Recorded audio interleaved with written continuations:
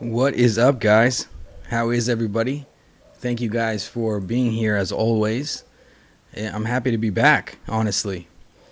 Uh, I guess let's use the same routine that we always do. Please let me know how the audio sounds before we kick it off. And I gotta be honest. I've been only gone for a week, but it feels like I've been gone forever. I had a great time on my trip. For those of you that don't know, for those of you that may be listening to this as a podcast for the first time, or for those of you that are viewing the lives here for the first time, I went to Bariloche, Argentina, and that's in the Patagonian region of Argentina where I live. And it was amazing. It was wild. I honestly didn't expect the trip to be that good. A lot of driving, a lot of beautiful scenery, and I just couldn't wait to sit down and catch up with you guys as soon as I got back and let you guys know all about it. So today I wanted to touch base with you guys, with you, the listener, with you guys watching right now, all of you in the live chat. What's up? The Undead Gaucho crew is here. I see Pro Illusionist. Jigglypuff, what's up? Good day, my friend, to you too as well. Sofa, he's telling me it sounds good. Thank you, Sofa. That's going to be the ritual, I think, going forward, at least until I get a better, I guess, streaming setup or podcast setup or whatever. But I kind of like it. I like that you guys helped me out right in the beginning of this. I see Ethereal Aura. What's up, man? Carson. Gray. What's up, man? Bormer. So happy to see you guys back in the live chat. You know, it's crazy because a few years ago, 2 years ago, 3 years ago, when I started the channel, I always wanted to find people that were into the same topic, into the UFO subject. And it just seemed like an impossible feat in the beginning, right? I started the channel originally with the idea just to start filming. I like filmmaking. I like videography or cinematography, whatever you want to call it, and photography. So I wanted to practice. But then my interest started taking over, and I started talking about the UFO topic. And my first hope, desire was, I hope people that are into this subject start to interact with me. And I got to say, I'm really happy at the community that we have here. We're a strong community. The live chat is always, you guys are always kind to each other. I don't see any, negative trolling or anything like that in the live chat, which I think is a good sign that we're all healthy individuals and we're not here to, really to play games. We have our laughs and stuff, but we're all in this search together, and we need to work together if we want to get any closer to the truth. There is something different today. I don't know if it works. When I got back from the trip, I had gotten a notification before, like a month ago, that the channel had finally reached a certain amount of watch time hours or something like that. So like it could get monetized. And now I think there's like a super chat or something. I think it works. So that's pretty cool. But YouTube isn't what it used to be in the beginning. And this isn't really about the money, even though I wish I could do this full time every day and not have to have a 9 to 5 and just do this 100%. But, that's every creative person's dream, is to do what they love. Everyone's dream is to do what they love. I'm sure you listening and you watching, you agree. But yeah, enough about that. For those of you listening to this as a podcast, if you ever want to join the discussion, what I do is I sit down with the community and we talk about the UFO topic, and they share their thoughts, theories, their experiences in the live chat. They're all awesome people, so I suggest you go look for the channel, The Undead Gaucho, and you will find us here normally every Wednesday. Today's a Friday because I got back on Tuesday from my trip, and I didn't want to give you guys a tired gaucho, a broken, tired gaucho, so I waited just to kind of like recenter myself. Even though at this point, I'm not that recentered, to be honest. I had to rush to get this all ready tonight. I'm always kind of all over the place anyways, but so let's talk about the trip, I guess. Let me tell you guys about the trip.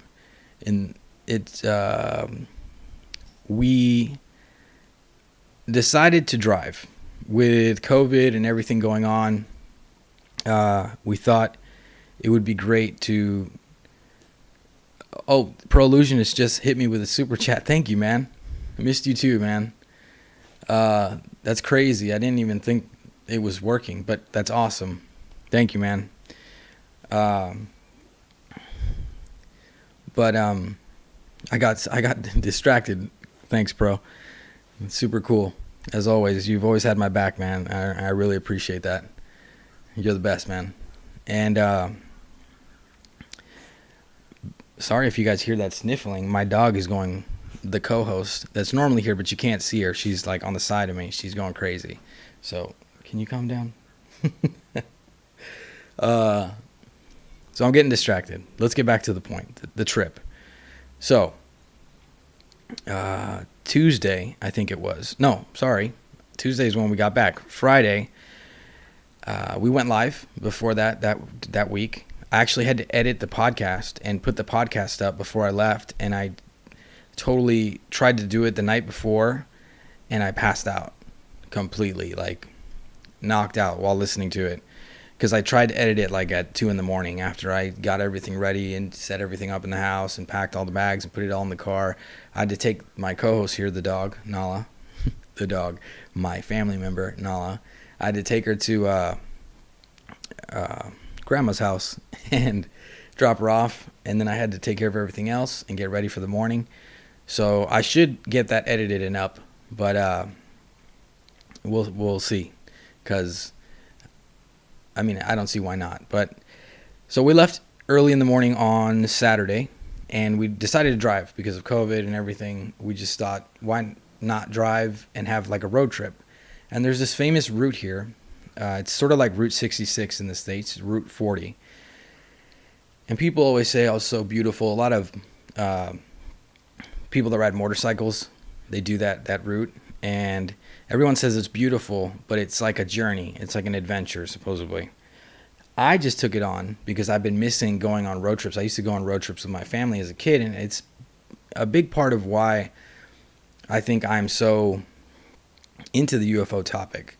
I remember sitting in the back of the car and staring up at the stars as we drove from LA to Las Vegas, and just hoping and wishing to see something. Almost basically doing CE5, in my mind, thinking, please show me something, as we drove. And I listened to my Walkman. But, I mean, I did that for years. Anytime I get in a car and I see the stars, I stare at them. Any chance I get to look at the stars, I do it. So I wanted to go on a road trip. We take the car, we start driving.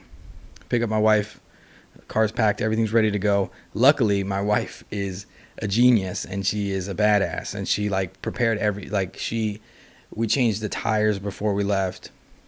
We did every little precaution that you could think. She had it under control. She was going on an adventure, and I was just like a California boy, we're going to go on a road trip, whatever. Just get the car. Let's put some gas in the car and go. And we start the first day. I don't remember how long I drove, 14 hours, because we went to Mendoza. And most of that route from Buenos Aires to Mendoza, as always, dry throat, but most of that route from Buenos Aires to Mendoza was pretty similar to most of the things I've seen in Argentina, right? Open highway, farmland, little towns, the same stuff. And what I was looking for was something new. I wanted to see beautiful landscapes, and I was worried that I wasn't going to see it. When we got to Mendoza, I felt kind of let down. We go to Mendoza, there's a lot of vineyards and stuff in Mendoza. And we took it a day to rest, and it was a vacation with my wife. It wasn't like I was going to film a documentary or anything, So we go to some vineyards one day. Pretty cool. Awesome place. I don't remember the name of the vineyard. It's a famous brand of wine from here, Argentina. If you ever want to try some good wine, try Argentinian wine. So we leave Mendoza and we start going towards, I can never say this right, Neuquén, or I can't say it in Spanish either, but Neuquén or I can't say it, guys. It's horrible because I speak Spanish all the time, but I can't say this place. But we're going there, and I don't remember if we rested a day. Oh, no. That was when we went to Las Ovejas. If you guys haven't seen my last video, we went to Las Ovejas before we went to Bariloche. So before we went to Patagonia, we stopped in this town that's considered a UFO hotspot. It was on the news here, and I knew we were going in that direction. And I thought, what better thing to do than to take you guys and get the chance to go to this. There's like a viewpoint, or a mirador, that's what they call it here, to see ovnis, right? Because supposedly lots of people in that town have seen UFOs and unidentified lights in the sky. So my wife, being awesome, was totally cool with us stopping there. She was like, you have to. You should. You have the community. They depend on you. They want you to go there. You know, it'd be awesome for them. So let's stop there and, stay the night in a cabin or something, and just try to film as much as you can and take them with you through the lens. So I was totally hyped about that, even though the drive there, right, as soon as we got into that area and we were getting to Las Ovejas, the scenery, guys, completely changed. I'm saying completely. Like, it started just becoming like a fairy tale. Like, everything looked amazing. And it was just the beginning, too. Let me check out the live chat, because this is going to be... Tonight we're going to talk a lot about the trip, but I am going to make a video about Bariloche because I filmed stuff when I went there. So I don't want to spoil the video, but you'll kind of get a gist of what the video is going to be about tonight. But let me check out the live chat real quick. Alien Girl, what's up? Guys, if you're not subscribed to Alien Girl, make sure to check out her channel. She also goes live. She's a cool cat. Hey, Paper Crane Wishes is, I think, Alien Girl, don't get me wrong, but that's you, right? Thomas, what's up, brother? Thank you for being here, man. So let's see. Carson said Nazi descendants in Bariloche. Well, on the topic of Nazis in Argentina, people often ask me this question. Now, if you've ever watched any movie about Nazis or people escaping the law, they normally are in Bariloche. Or in Argentina.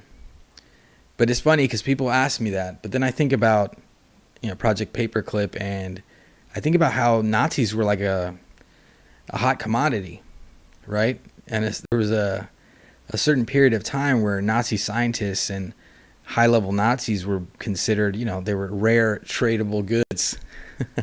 Seems like a lot of countries took them in. And Argentina has this weird vibe where it's like people come here and nobody bothers them. It's strange. And you do see little towns that have names and little influences throughout Argentina that resemble some sort of Nazi influence. And when I went to Cordoba, there's a legend that Hitler stayed at the Eden Hotel. Now, in the Cordoba video, when I go hang out with my family in Cordoba and we go to Capilla del Monte, which is another UFO hotspot, we go to the Eden Hotel. And I filmed this news article on one of the walls there. And it was a little Nazi boy. And it was kind of saying the legend of Hitler supposedly staying at that hotel. And as soon as I put my camera at that news article that was hanging on the wall, and it's an old hotel that supposedly is haunted. There's like a legend as well. Like there's like ghosts, and it's like it's got a whole story behind it.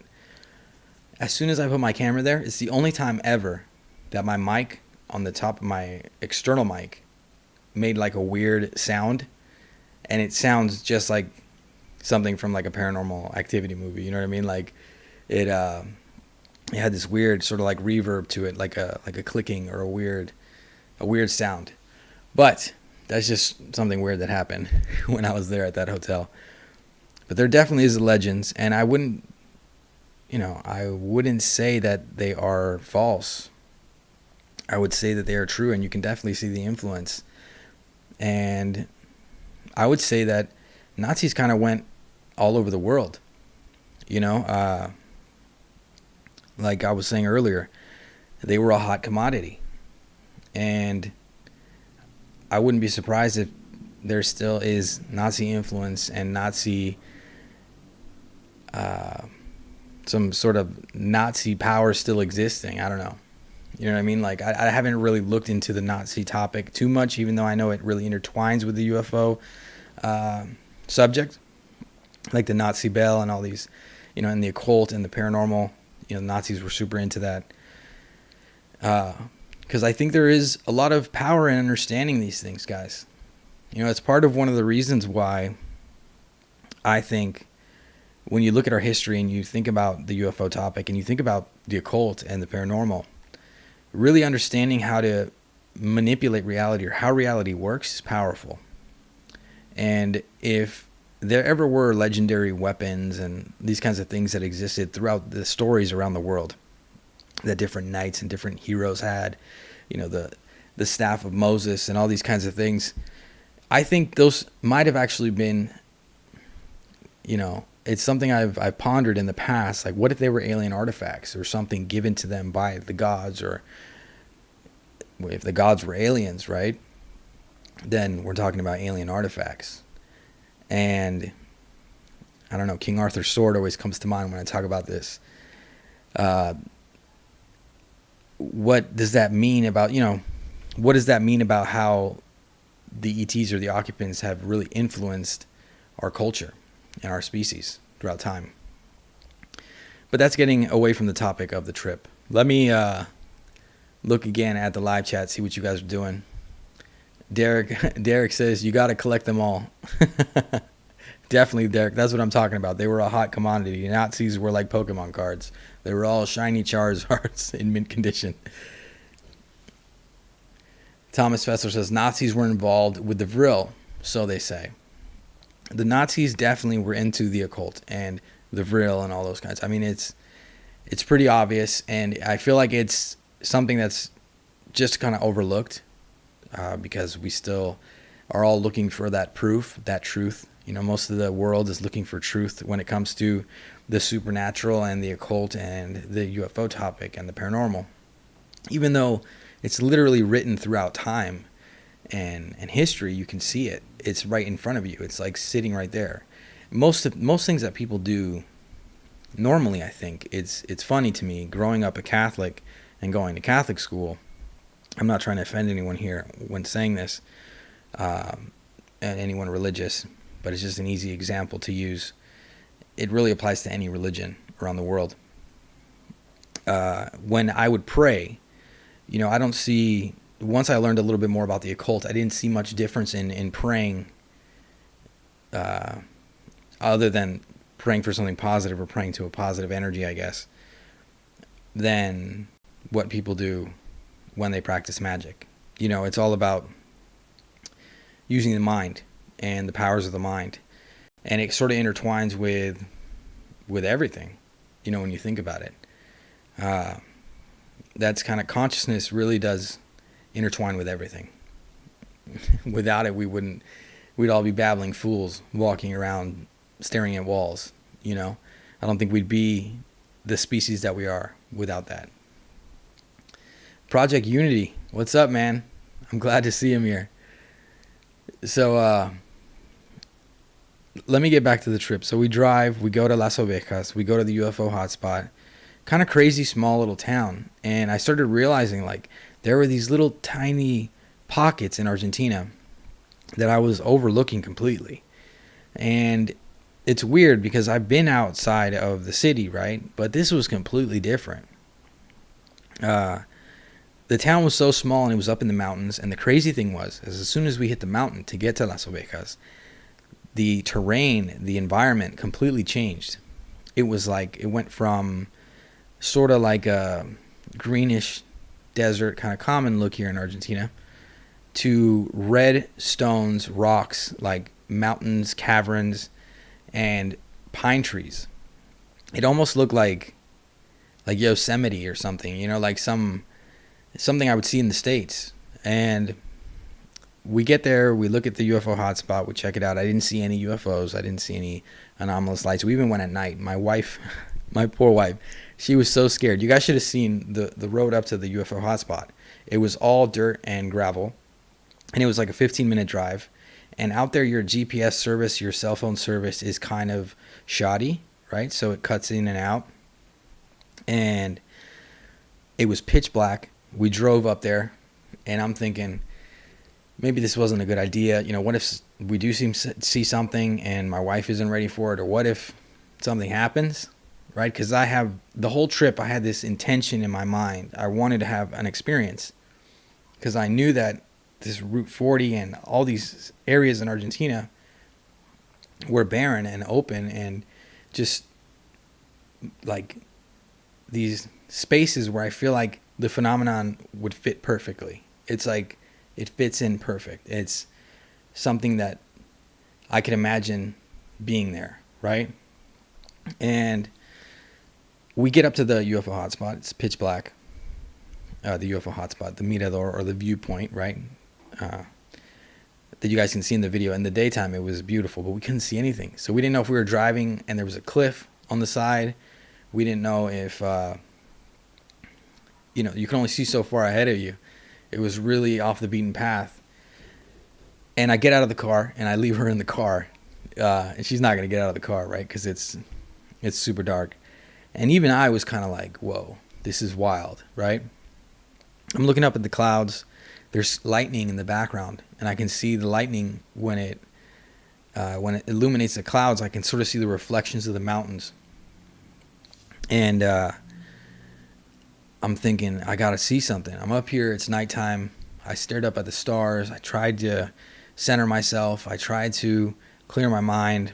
But maybe having my wife there was kind of stressing me out a little bit. And she was great. You know, it was awesome. She's my sidekick. But I was worried if something did happen, what would happen with her, you know? It was weird because it wasn't like I was afraid. And it wasn't like I was open for it. But I was just kind of like, there was so much happening. The adventure was kind of taking over. So we go back to this cabin that we rented. And we sleep there the night. Kind of creepy cabin, too. And in the morning, we get up early. That's what you guys saw in the video. I'm wrecked. I drove 14 hours like a day before that. Another 11 hours to get to this place, Las Ovejas. And we go to the UFO hotspot. And you guys, I keep saying UFO hotspot. I guess it is a UFO hotspot. And I just share it with you guys. And we look at it for a while. And it was amazing to see it in the daytime. I couldn't believe how it looked at night. Completely different. So we check it out. We hang out there for a minute, pack everything up. We hit the road again. Now there's this part of Route 40 that is something called ripio. Now ripio is dirt and rocks, right? There's no road. It's just like an open path. And it's 100 kilometers. And people online were saying like go around that, like avoid that. But we had switched the car out recently, and we have a taller car, so kind of like a little a hybrid kind of Jeep thing.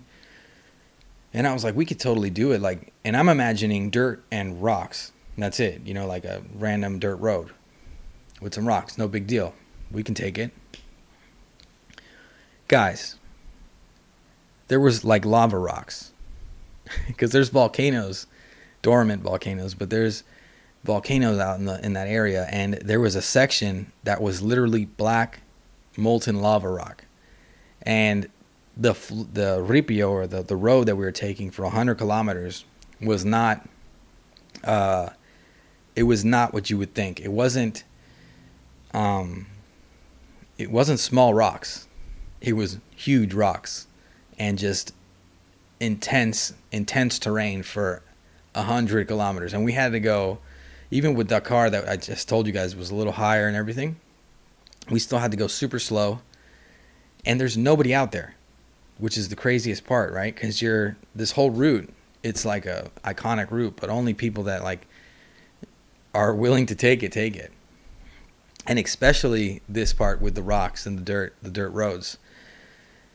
And at first we're like, two city kids laughing, having fun, taking pictures. I'm going to have some GoPro footage definitely in the video that I do for Bariloche. Oh, I just realized I'm covered in Nala's hair over here. But we're having fun, we're taking pictures, we're filming. And after a while, we were out there's nobody out there. And I'm thinking if we pop a tire or the car, I don't know, a rock breaks something in the car, we're going to get stuck out here. It's hot. There's no cell service. I don't know if we're lost or not because the GPS isn't working. We're just following this road. And the funny part was, in the distance, I saw like a small little, like when tornadoes form, like a little, I don't know what it'd be called in English, like a little tiny wind tornado, right? But not an actual tornado. Like just the wind was picking up and swirling, but it was kind of intense because it was moving like a tornado. And there's a lava rock, and I'm looking at my wife, and I go, in Spanish, I ask her, are there like like tornadoes or anything like that out here? It was like so funny. She looks at me and she goes, no, but she's not positive. And I don't know. I was just not prepared for it, but it was an awesome adventure. We get through that part. I'll share some pictures with you guys. If you guys aren't following my Instagram, just the Undead Gaucho on Instagram. Once I get everything set up on the computer, you'll see it. We get through that and we hit the road again. Thank God the road is normal again. But now it's like windy curves, and again the terrain completely changes. And they find a lot of dinosaur bones in these areas, right? So you're starting to see terrain that looks something like, there we go. Rob's in LA said whirlwind. Yeah, a whirlwind, Rob. But I thought, literally, Rob, imagine, I've never even seen a tornado in my life. So I'm in this place. It looks like something out of Lord of the Rings. And all of a sudden I see like a whirlwind or a dust devil, but a big one. I'm saying like up, like building up, like, and I'm like, oh no, don't tell me they were about to see a hurricane. I started just driving super fast through the rocks. My wife was like, slow down. I was like, we got to go. No, but it was crazy. It was a little adventure, that part. But it was fun. It was cool. And we didn't pop a tire, thank God. And my wife, again, genius. We switched the tires, like I said earlier, but we also got a new spare before we left. So we're now heading into this area that looks like the dinosaurs should be walking around, just roaming free. There's like canyons and rivers running through it. And I'm just awestruck in this whole time. And imagine that I'm driving, guys, like 11 hours, 14 hours, like I said again. And it didn't bother me because visually it was just so breathtaking the whole time. We get to Bariloche after, I don't remember if we stopped again. I think no, we just went straight, and then it got late. And my wife was like, maybe we should rest. And I just wanted to get to the cabin, right? I didn't want to keep driving and lose more time. Also because I had this idea that I would take you guys with me on the road, right? And show you guys so much. I had this like idea that I would do something cinematic, like in one of these locations, right? Like the lava rock spot. But because I was trying to not get us stuck out there at nighttime or not get us stuck in the dust devil place or the whirlwind place, I just kind of like booked it, right? I would stop to take some pictures and maybe film something, but my mind was on like, we got to keep moving. But it was wild. So we get to Bariloche, we get to the cabin. Pretty cool cabin, actually, like the nicest cabin I've ever stayed in. But Bariloche is amazing too, guys. As soon as we pull in, it turns from, right, like dinosaur desert kind of thing with lava rocks and everything I was telling you guys earlier. It turns into like forest mountains with, there was a part where we were turning a corner, and there was these cows just like crossing the road and jumping a fence, and we had to wait for the cows to pass, and we keep driving. And yeah, we get there, we see these amazing lakes, guys, large bodies of water. I'm saying, but blue, crystal blue water. And there's this famous case, most of you probably know it, the Bariloche case, right? Where an Aerolíneas Argentina pilot had a close encounter, and not only he saw the UFO, but the border patrol plane also saw it. The power had cut out in Bariloche. Some people think it was a projector from a nightclub, but it's an interesting case, and I'm definitely gonna kind of touch on it real quick in the video that I make. But really, what I learned from this trip was the planet that we live on is fascinating, right?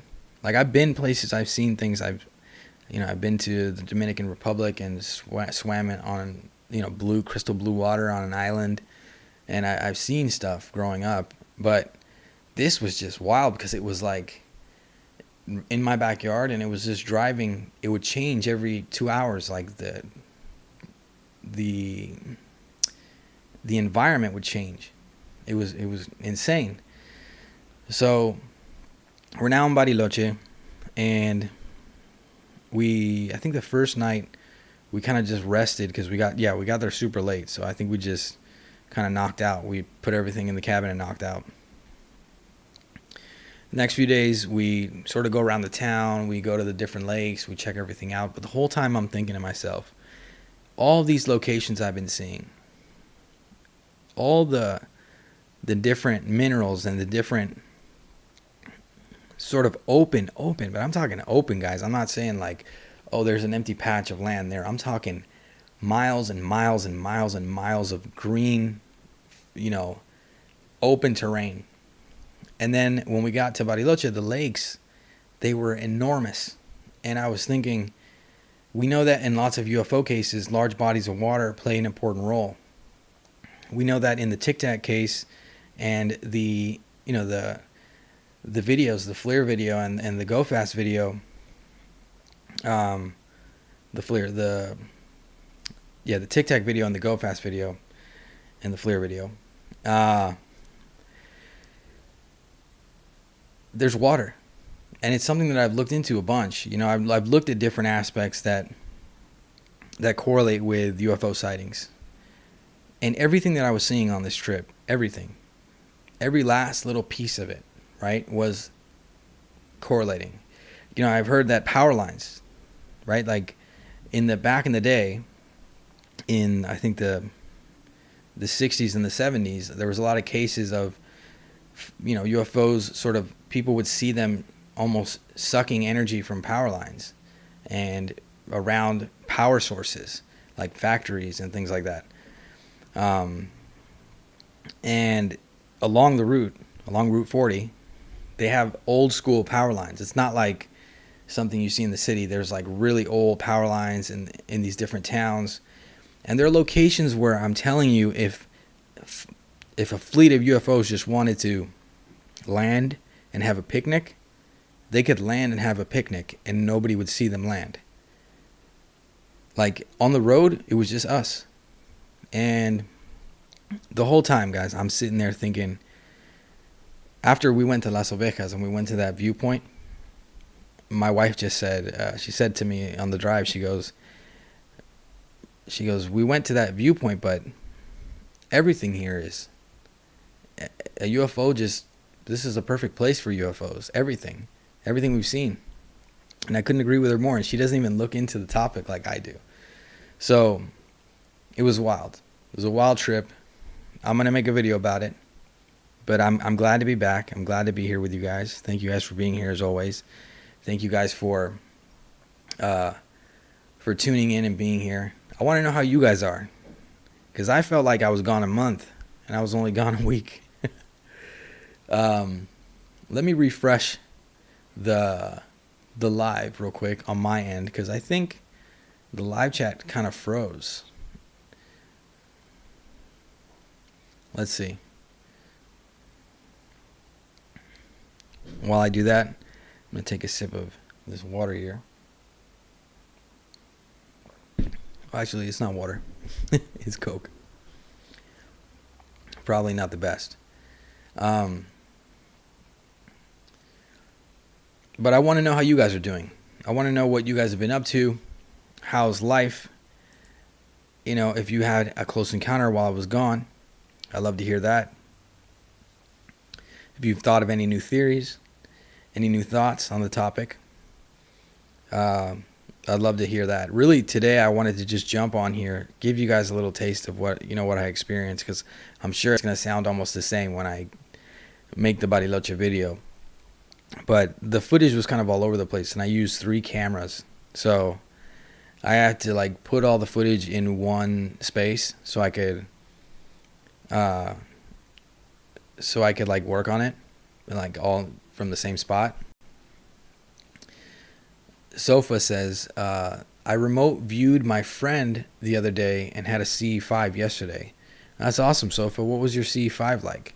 And also, if you guys ever want to give me any tips on, training my consciousness, I've asked you guys in the past, like harnessing getting centered and understanding, because it seems like I'm having trouble with C5 and using my consciousness to make contact. Because I did share a tweet the other day about an experience I had when we were there at the cabin. You could see everything from the cabin. Like, you'd look up and you'd see like the Milky Way. It seemed like, you just see all these stars sprawling through the sky. And I went out there alone, and I just had a cigarette, and I stared up at the sky for a while, and I said, well, I got to see something. Look how clear everything is, right? And all of a sudden, this guy came out of nowhere, like out of the darkness, because out in front of the cabin, it's like woods, right? So he comes out of the dark. And I'm obviously on my guard because I'm alone out there. And he asked me what I'm doing. And I tell him I'm looking at the stars. I'm just enjoying the view. And he automatically starts talking about the strange lights in the sky that they see in Bariloche. I didn't even have the Undead Gaucho hat on. I didn't have any, he didn't know me. And he just starts talking about it and telling me about how he sees them all the time. That if you look long enough, if you stare long enough, you'll see something. And as soon as he's saying that to me, he goes, look, like that light over there. And he points, and there's like some trees in the distance. Not too far though. And in between the trees, like an orange orb just like floats by. And I'm just like, it was crazy because I wasn't I was shocked to see that, but I wasn't as shocked. I mean, I was more shocked, is what I'm trying to say, by the situation, by the conversation I was having with this stranger in the dark outside of the cabin. And yeah, I mean, I'll share a little bit more about it in the video, but it was pretty wild because it was like the only time I had a real experience. He told me about some spots maybe that I could go sit out, and other viewpoints that people go to take pictures in the day along the mountain range, or along the mountainside, I guess. And I wanted to go, but the next day it got cloudy and then it rained. So I don't know. It's pretty wild. You guys, I promise on the Bariloche video, I'll go more into depth about it, because I think that was like one of the most important things that happened regarding the phenomenon for me during the whole trip. The rest was all just like reminding me that, guys, we need to get out there. Like, I need to go back out there with the camera and take you guys. You know what I mean? I need to stop in those little towns and ask them about the strange lights, just like he came up and said to me. As calm as day, nothing weird about it. You know what I mean? I need to get out there. It was the whole time I was driving back thinking, if I could just do this and take you guys with me and just, I don't know, have a Jeep and go out here all the time and just talk to the people like I talked to him that night, who knows what we could find? Who knows what we could discover? Like, it was wild because he pointed that one thing out to me. Then he pointed out some other stuff in the sky while we were talking. He told me about his son passing away and that he was an orphan that was from Buenos Aires originally, but he had moved to Bariloche and he had started his life there. But then he said his son was killed, actually. He said he didn't tell me how. He said, mataron a mi hijo, which means like they killed my son. So I don't know what happened. But it was wild. It was really crazy. And the strange part was he left. He told me he was like sort of security or the groundskeeper, and that he was just walking around, checking out the cabins and the hotel, because there was a hotel behind the cabins which was connected. It's like all in the same property, but there's like woods separating everything. It was really nice. It still felt like I was rustic and there were still woods and everything, but there was a hotel back there. But it was all dark either way. But he wasn't dressed like security, and he actually didn't seem like the flashlight was off that he had in his hands, and he wasn't dressed in any way like he would work at the hotel, because the people that worked at the hotel were dressed kind of like in, they had their attire or their uniforms. He leaves, and I go inside. I run inside after he leaves because we saw a few things in the sky. And I grab my Lumix camera because I brought a zoom lens on the Lumix camera. And I run back outside. I stare at the sky. I have the same intention I had when he showed up, because when he showed up, guys, I was looking at the sky and I was thinking in my head, I was trying to say, like, I'm completely open to, making contact. If you're out there, show me something. Give me a sign. And as soon as I was thinking that, he came out of the darkness and started talking about the phenomenon. It was wild. It was pretty wild. Let me check out the live chat, because I know Sofa was sharing his experience. Sofa said, my friend and I were in the local park because it was a clear night, and I suggested we try a C5. So we focused on the same spot in the sky and projected, saying hello, hello, hello. A couple minutes later, 3 orange orbs in a triangle appeared, helicopter height, then swooped down in a formation, turned, then each orb flew off in a different direction and vanished. See, that's what I was looking for. Imagine I'm out there in this crazy place and where I'm literally thinking, oh, there's definitely some UFOs here. There's definitely some magic out here. And I wanted to have that kind of experience. I was searching for it. And I'm telling you, drive for 11 hours. The Gaucho was thinking most of the time, come on, where are you guys? I'm open. I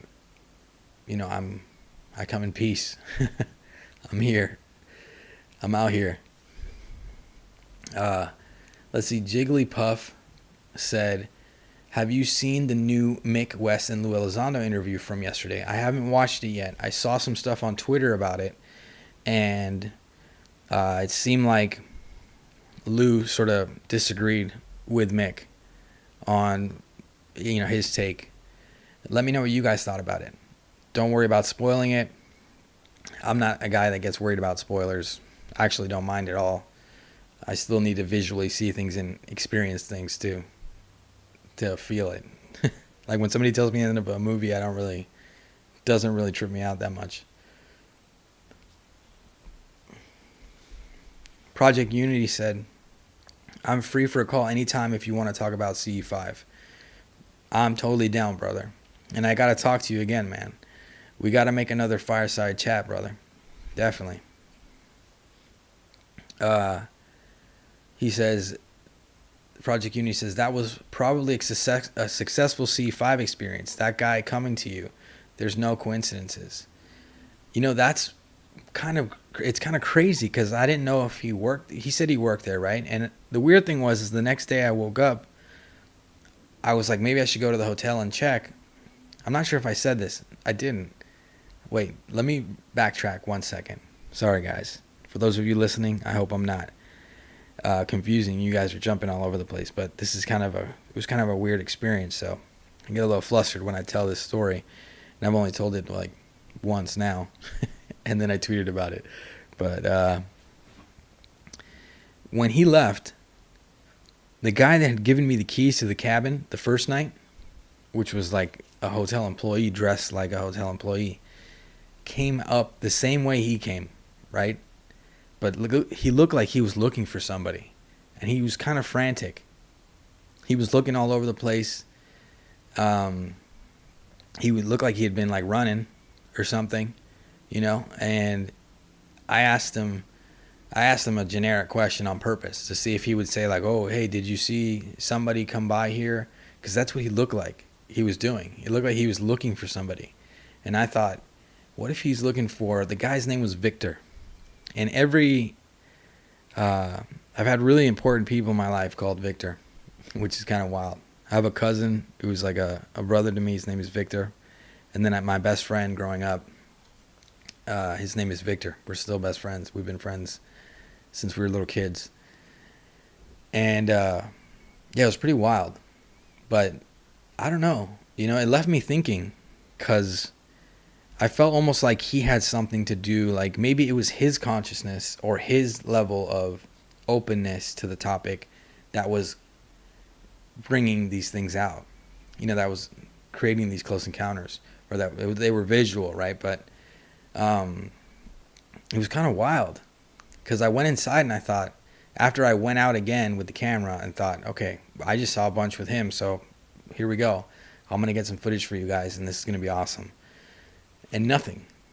I sat out there for like an hour, again, in the dark. And yeah, nothing happened. And I came inside just kind of shaking my head thinking, what if it was him? What if it was him the whole time and I didn't even realize? I don't know.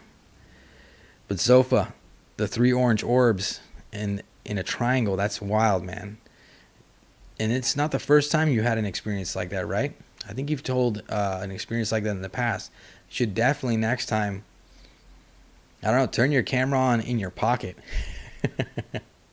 I know you probably can't trick the phenomenon, and it seems like when you have your camera, they don't show up, which is wild because it doesn't make sense to me, right? It's like maybe if they can hear your thoughts and they're communicating to you, if they can hear your conscious thoughts, right? Your consciousness is communicating with them.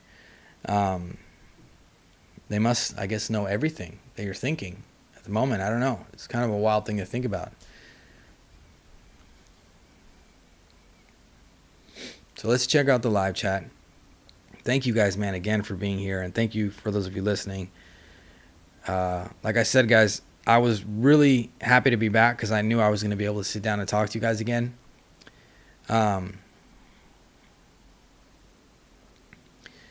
So I'm glad to see you guys here in the live chat. Proillusion has said he may have been a guiding hand from the phenomenon shown to you in a human form. He says, no offense to the guy if he was a genuine human. Either way, if he was a human or whatever, right? I feel like he was human. Like we sat there, we talked, you know. But it was weird because it was almost like, for Argentina, he was an older man. So he was maybe my dad's age, like in his 70s, late 70s, 80s, like early 80s at the most. But like 70, around there. Gray hair. He was missing like some teeth, I think. And he didn't just talk about it's weird. It's like we talked about a few things and he was guiding the conversation. And I was just kind of like more amazed with him than the lights in the sky. It was wild, which tripped me out too later when I thought about it. When I saw the orb, I was like, oh, wow, yeah, cool. Whoa.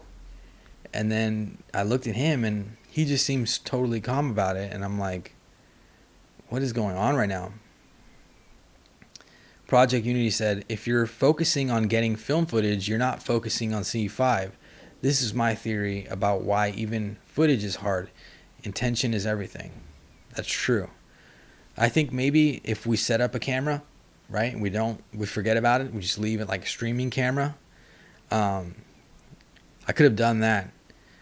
But again, one thing that really caught me off guard about Bariloche and this whole trip, being in lockdown and being, in quarantine for the last year, I used to go outside all the time with my camera, but it's like I got really rusty and I didn't know like when to take the camera out, when not to take the camera out. I took a gimbal too, a big electronic gimbal. It's the setup was awesome. There's some footage that I took that I'll include in the video that it looks like I have a gimbal on a cinema rig and I'm driving some truck, with I don't know, it looks amazing. So it's like I had too much gear too. Next time I got to just set like one camera, one good lens, and one gimbal. I had 3 cameras, a whole huge backpack full of stuff. I was totally not ready for this, but I learned. Let's see. The 5D Raver says, my second sighting was from my sister's apartment in 2013. The Miami in 1967 was Crestview Elementary School. I'm missing part of your story, 5D Raver. Let's see.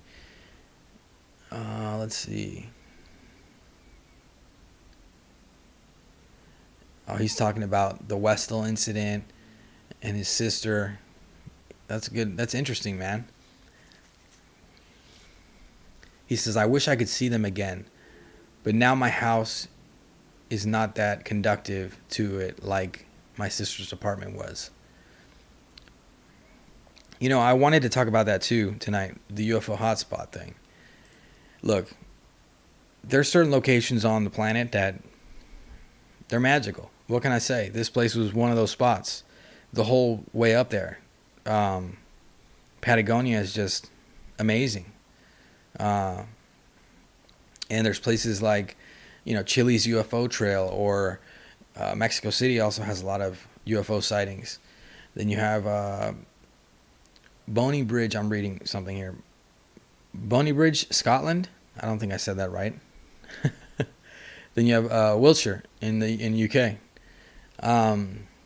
and Wycliffe Well, Australia. Those are just some real quick ones that I just pulled up. But there's a whole list of UFO hotspots around the world, from all different spots, right? And when you really start digging, I wanted to create videos about UFO hotspots, but when I really started digging, I noticed that there were so many, and there were so many spots that weren't considered UFO hotspots that actually seemed like they were, that it almost seemed futile to focus my energy on each of these spots, right? That's what I originally wanted to do, because Jack Valet actually pointed out too in one of his conferences that it was important to see what attracted the UFOs to these spots. And in my honest opinion, first of all, the spots, at least the ones that I saw right now on my trip that I considered UFO hotspots, they were barren, right? And like I said, if they wanted to land there and have a picnic, they definitely could. And then the minerals. I told you guys, lava rock, volcanoes, they found dinosaur bones in these locations. There was streams, huge bodies of water, different kinds of locations, so many places to hide and to just chill and study us. But it's definitely something to think about. And when you talk about UFO hotspots, it's almost like we consider these beings visitors so often. But I think more and more of us are starting to understand that it seems like these guys have been here forever. These guys, these beings, these occupants, they've been here forever. And they've been sort of interacting with our species since the beginning of time. And I'm going to keep pushing this idea and talking about that and trying to remind people to look past this alien visitor concept, right? Because who knows, right? If you asked a dinosaur whose planet this was, they'd probably say it was theirs. So it's really strange to think about how deep and how vast the UFO topic could really be intertwined into who we are and what we are. It's been more than once that I've stared in the mirror and I've thought to myself, you're looking for aliens, but just look at humans. We are the most alien thing on this planet. Evolution is just a theory. It's the theory of evolution. We're still missing that link. There's a link missing there. There's a piece of the puzzle it's not fully filled in. And the story of, the religious stories of us being created by some sort of higher entity or higher being. Now, if you were to ask me what an alien gray was, or what a mantis or any of these sort of beings that people come into contact with, what they are higher level beings. Because it seems like they have capabilities that we do not. And I feel like it's almost written and sitting right in front of us. It's just how you view the world and how you view reality. Because when I was at these spots and we were sitting there looking at these giant bodies of water and these open spaces and these mountaintops with snow on the top of them, and people just taking pictures and taking selfies, and you could tell they were just taking a picture because it was a spot where everyone was taking a picture. But that view was so much more powerful than any picture you could ever capture. That environment, that space there. I wanted to get to the top of that mountain. I wanted to go in between those caverns. It was strange. It was almost like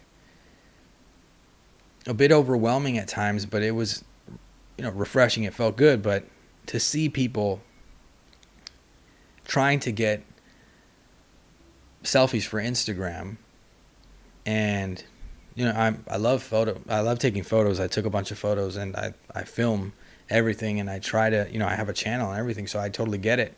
But there's just something so magical about the world that we overlook it, right? I get reminded of it whenever I look at photos of space. People are so used to looking up at the darkness of the sky at night and seeing the glimmer of the stars. But they don't think about how powerful it is, how amazing it is that we are even here consciously having this communication that you and I are having right now. I'm talking to you from a different part of the planet. I'm literally staring at a contraption and we are communicating. And it's almost like technology has sort of strayed us away from appreciating these things and understanding the magic of these things. And I'm not saying technology is bad. I'm all for going to Mars. Totally 100%.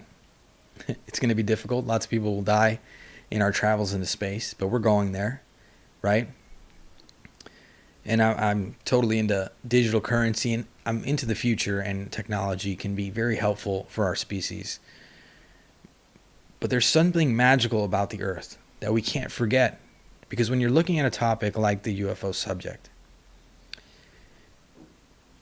every aspect of it, every possibility, if this topic is as real as we believe, there is something so much more magical about this topic, and so much more important,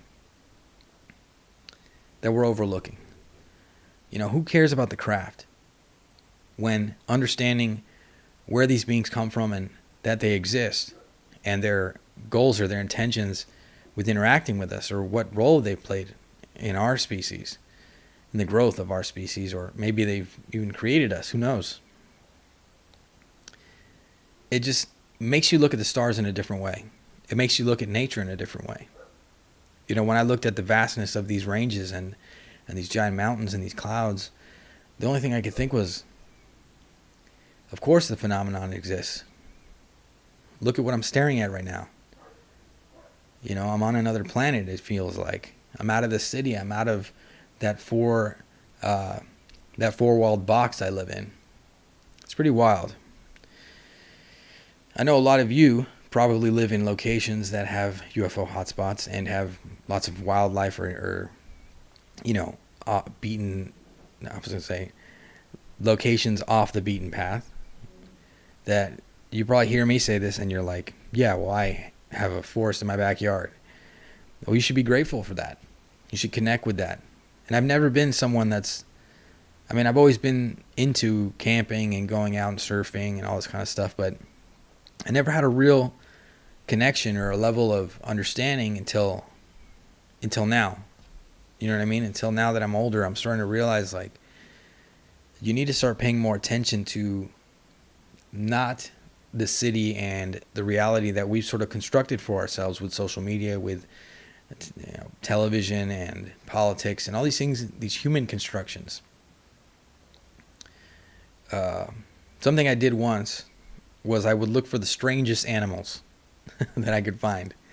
I just went online and would look for the strangest animals because, and it was all part of looking into the extraterrestrial topic, because I see these strange animals and I think to myself, of course, an alien gray could totally exist. Why not? Look at this little creature. Creature. Look at this little creature, or this strange jellyfish, or there's so many parts of the planet that have these aspects of it, like the bottom of the ocean. Why couldn't the phenomenon exist there? Why do we believe that we understand everything about this earth when really all we care about is what we've been taught to care about? We destroy the planet. We've polluted it. We've created weapons that can just decimate parts of the planet. And we continue to do it. Lots of people don't believe in global warming, which I find ridiculous. I mean, it's common sense that something like that would happen. And I get the message that the occupants have been said to give people about not using nuclear weapons and not using these things. But unfortunately, the constructs that we've been brought into, the world we've been given by our forefathers, by the people that brought us here, the kings, the queens, they've put us on this path to forget, to not see these things, not pay attention to them, not go out there. I don't know. Well, I hope I didn't ramble too much, guys. Sofa says, have you seen the new channel Alien Resistance Group? They are organized abductees who are declaring human sovereignty and tell the aliens to give us independence. Your thoughts? I haven't seen that, Sofa. Is that a YouTube channel? I'll definitely check that out, because that's interesting. Thomas says, a message I was given, we need to remember. I feel at times, this might sound a little strange, but I feel at times that I am an old soul. And there are lots of things that each of us need to remember, I think. I think a lot of us may be old souls. I wonder if I've always been searching for the truth. Or maybe I found it and I forgot it. And that's why I continue to do this. But Bud Nikosha says, octopus are the most unusual, so I hear. Octopus are very unusual. And, the deeper you get into the ocean and the more creatures you look at down there, it's pretty wild. It's very interesting. I could spend hours looking at that kind of stuff. The other day, I was talking to someone and we were looking at photos of, I think, what are they called? They're like dolphins, but they have a big hump in the front of their nose. I think they're like beluga whales. No, because those are whales. Maybe they're belugas and they're not dolphins and they're little whales, but they're like white. But I think dolphins have this too. If you look at their fin from the bottom, it looks like two legs attached. It kind of looks like a mermaid fin if you look at a picture. Correct me if I'm wrong, guys, but that might be something that you didn't know, so go check that out. Also, if you think of a gray and you think of what they look like, I don't see why they couldn't, be some kind of advanced, evolved beings that somehow, I was going to say like rest in dark places, or their habitat is dark, but they sort of remind me of sea creatures, is what I'm trying to say. I got a little confused at what I was trying to say there. Tongue-tied. Estoy hablando mucho castellano, guys. Too much Spanish, not enough English, and I've been missing these conversations. But porpoise, Sophie says porpoise. Yeah, the porpoise is interesting. It's also interesting that if you think of the gray and the mouth, the slit for the mouth, and the features, no ears, and the little, the flat noses and stuff like that, the big black eyes. It sort of reminds you of, at least me, it reminds me of like a sea creature, like a dolphin or a porpoise or something like that. The gray skin. I know that's weird, and I'm not. It's just a thought experiment. Don't worry, I'm not saying that the grays are dolphins or anything like that. But the 5D Raver says, souls exist. We are multidimensional. That is something that I've considered. I mean, the older I get, the more I start to think that reincarnation is very real. I mean, it just makes sense to me.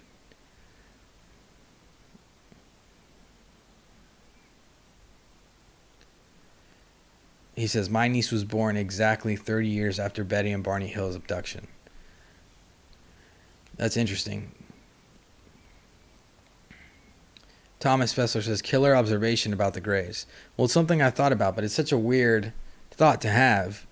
But it's just something that visually, I feel like they kind of resemble something that I could see in the ocean. I don't know. Don John Bon Jovi says there's no evidence of it. There's no evidence of what? Souls existing, I think. There's one thing. People say there's no evidence for these kinds of different things, but something that really bugs me is all these ancient texts, right? Every religion around the world has this same sort of idea, the same sort of concept. And we don't consider that evidence. We consider that all confabulations and stories that were written by someone to teach us a lesson. But guys, I think it's evidence. It's evidence of something. It's not just all fairy tales. You know what I mean? But I get what Don John Bon Jovi's saying, definitely. Gray Troll says, I always thought the Greys kind of look like dolphins. I don't want to start a theory in that direction, but I'm just saying they kind of look like that. Don't get me, don't quote me or anything, but you never know.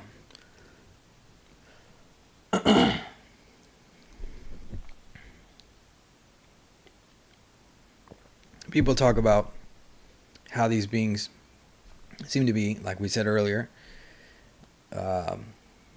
people see them in the ocean.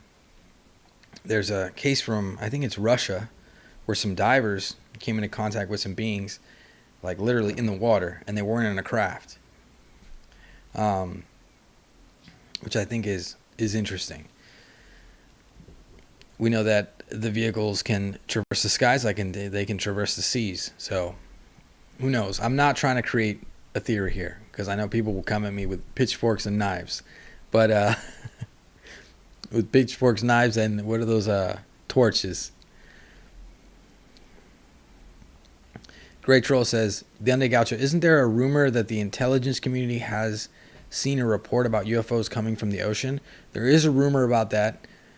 And I honestly think, coming back to this idea that they've been here this whole time, if they had to be anywhere, they would be in the depths of the ocean or in just any large body of water that's not traversed. But when I saw all these places, guys, on this trip, the one thing I thought was they could be anywhere. They could be anywhere out here, and nobody would know. I didn't even see any planes, really, or anything flying through the sky when I was driving up there through that route.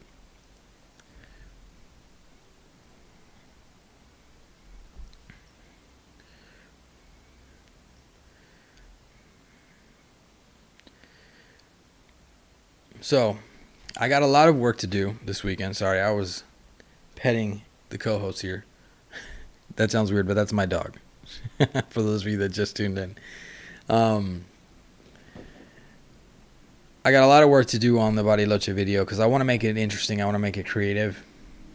And like I said, I wasn't ready for it. It was kind of overwhelming in the sense of I wasn't ready at all for the visuals that I was going to see. So there was a lot that I didn't film, and I should have filmed a lot more because I could have been there for months. And I want to go back, like now, like as soon as possible. And in the winter, it snows, so everything's covered in snow. It's pretty wild. So if it says, according to Russia, they are at the bottom of Lake Baikal. I think that's the Russia story I was talking about. The divers were in Lake Baikal, if I'm not mistaken. But it was a lake that they were swimming in when they came into contact. Thomas Wessler says, okay, no evidence of a soul, but there is an afterlife because too many of those who have passed have connected with me. Vibratory spirituality. I've been dealing with this almost my whole life.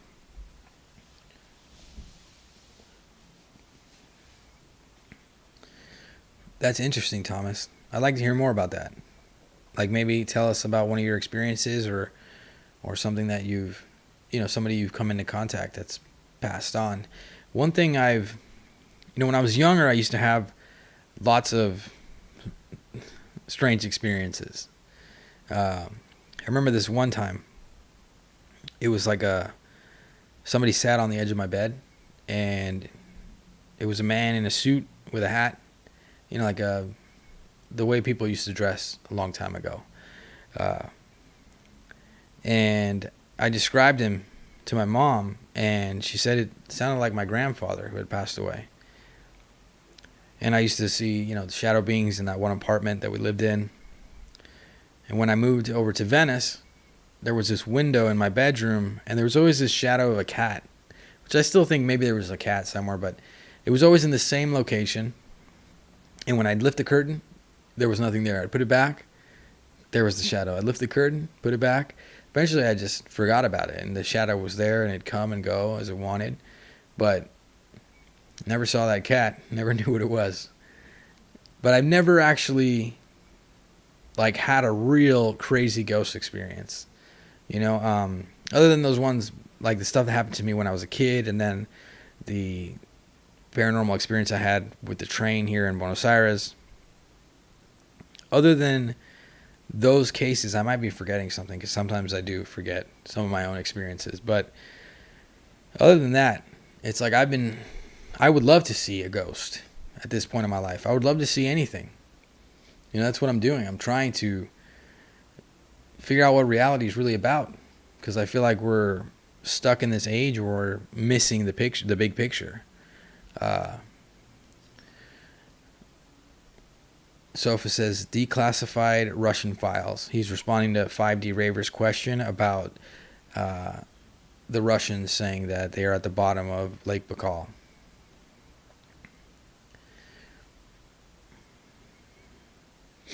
So, I don't know if you guys saw recently, but I dropped another piece of art for a t-shirt the other day, and it was inspired by sort of 90s retro UFO art. What I want to do is, whenever I get an idea, I'm going to draw it. Originally, I was going to drop something every month, but I decided I should drop something whenever I feel inspired. Whenever I have a new idea, and I've got a bunch of ideas. And my idea with the t-shirts and the stuff like that, it's really just my art, and I want people to rock it to help spread the discussion, and have somebody ask you, hey, that's a cool UFO t-shirt, or that's a cool picture of an alien on that shirt. What do you think of aliens, or what do you think of this? And you guys can, it's kind of like an icebreaker. And you might as well look cool while breaking the ice, right? So I might have to draw some more stuff as soon as possible, because I got some ideas for my Patagonia trip. And like I said, I have to edit all the footage that I took from Bariloche. So that might take some time. So I'm glad that I could jump on the live again and talk to you guys, man. And Thomas is sharing a story here. He says, where to start? Everyone that has passed produces a unique vibratory pattern that passes over my body. After A vibration hits with a clear mind, thoughts, messages, mind. That's interesting, man. That's very interesting. Sofa says, oh, plot twist. Came clean to my dad about the psychic stuff. And apparently, when he was in his mid-20s, he used to regularly astral project. His astral form stuck in a horizontal position. That's interesting, man. Wow, guys. Thomas says, a person's magnetic resonance is left on objects. The more it's held, valued in life, and basically the better the resonance. That's interesting, man. Fascinating stuff. Connecting with an object with such properties enables a phone home. That's crazy, Thomas. And I'm not saying crazy in a negative way. I'm saying that's wild. Oh, yeah. It looks like the video's buffering, guys. I'm sorry. I don't know why it's doing that. But the connection should be good. It looks like it's going red. It's green again. So I should be back now. If I'm not mistaken, I should be good. Sorry, it buffered there for a second. Am I back? Am I clear? Can you guys see me good? Can you hear me well? I think, I don't know why. I guess the internet dropped out for a minute there. It's difficult, man, doing these lives sometimes because I can't really control. I paid for better internet and everything. And sometimes it seems to backfire on me. Let me know, guys, if it's still buffering or what's going on. What is going on? Let's see. Let's see if I can get it to work again.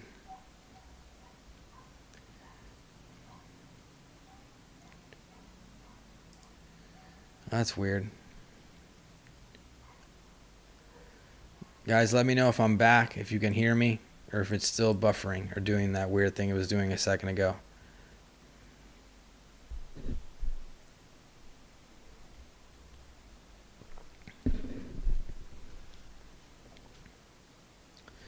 Is it still buffering? For me, it looks like it's moving. Like I'm moving a little slowly, but cool, guys. Thank you. Thomas, video and audio check good now. That's awesome, Thomas. That's interesting, man. And see, those are the kinds of things I'm looking and just experience. Have more experiences. Get in touch with myself and understand if there is anything that I need to unlock and I need to figure out. So I'm glad you guys are here and you're part of the community, and never feel worried about sharing any of that kind of stuff with me. And if you guys ever want to hit me in a direct message and tell me something else, something deeper, feel free anytime. So the internet seems to be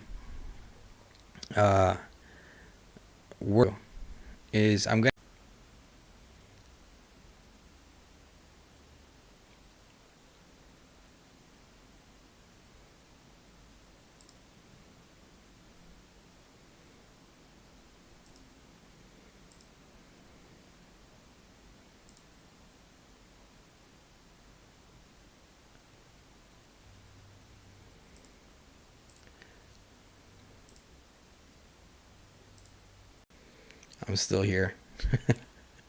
I'm just trying to see if you guys actually heard me. All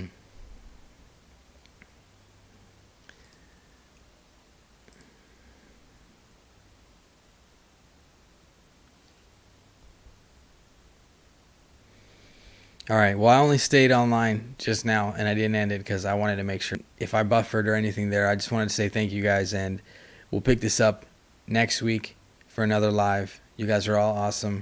You guys rock.